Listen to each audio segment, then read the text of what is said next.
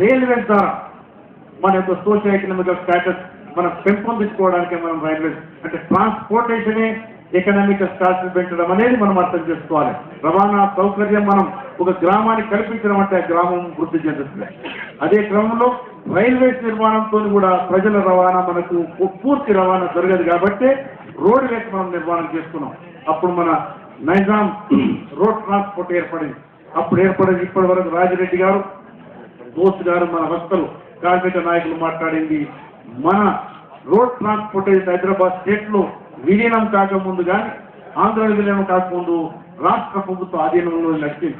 మళ్ళీ ఇవాళ మనం అదే డిమాండ్కి వచ్చిన ఏంటంటే రాష్ట్ర ప్రభుత్వ జీతాలతో పాటు వాళ్ళ సెక్యూరిటీతో పాటు వాళ్ళ ప్రావిడెంట్తో పాటు అన్ని బెనిఫిట్స్ రాష్ట్ర ప్రభుత్వ ఉద్యోగులున్నాయి.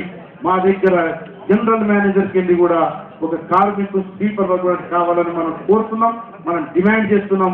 సకల జనుల సమ్మెలో మన అందరికంటే ప్రతి దగ్గర కూడా ప్రజాఫ్రంట్ కరాఖండిగా మీ బస్సు భవనం ముంగట్టే కానీ ఇక్కడనే చెప్పడం ఏంటంటే మన ఏదైతే హైదరాబాద్ స్టేట్ లో రోడ్ రవాణా వ్యవస్థ ఏదైతే ఆర్టీసీ ఉండేనో ఆ రోడ్ ట్రాన్స్పోర్ట్ వ్యవస్థ ఉండేనో అది స్టేట్ గవర్నమెంట్ డిపార్ట్మెంట్ కింద ఉండే విలీనమైన తర్వాత దీనికి కార్పొరేషన్ చేయబడింది. 58లో కార్పొరేషన్ చేయబడింది కాబట్టి మాకు వివక్ష కూడా మా ప్రాంతానికి జరిగింది. మా యొక్క ఉద్యోగాలు కూడా మీరే ఖాళీ చేసినారు. చిన్న ఉద్యోగాలన్నీ మాకు, ఆఫీసర్ ఉద్యోగాలు మీకు, నిధులన్నీ మీరు ఖర్చు పెట్టేదంతా మీరే. కాబట్టి మాకు రేపు తెలంగాణ సాధించిన మొదటి క్రమంలోనే మన రోడ్ ట్రాన్స్పోర్ట్ కార్పొరేషన్ మేము రాష్ట్ర స్టేట్ గవర్నమెంట్ ఆధీనంలోకి తీసుకెళ్లడానికి ప్రతిపాదన పెట్టామని తెలంగాణ ప్రజాఫ్రంట్ ప్రతి మీటింగ్ లో కార్మికుల మీటింగ్ చెప్పడం జరిగింది. ఇవాళ వాస్తవం ఆంధ్రప్రదేశ్ రాష్ట్రంలో ఉన్న అతిపెద్ద సంఘాల కార్మిక సంఘాలు ఆర్టీసీ కూడా అదే డిమాండ్ చేస్తున్నది. ఇలా రాష్ట్ర ప్రభుత్వం నుంచి కూడా ఆ మాట నోటికి బయటకు వచ్చింది.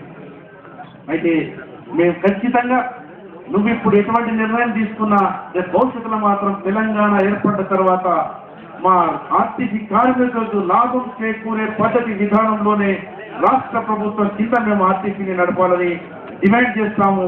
మన కార్మికులతో మీతో వెన్నుండి మేము పోరాడతామని చెప్తున్నాం.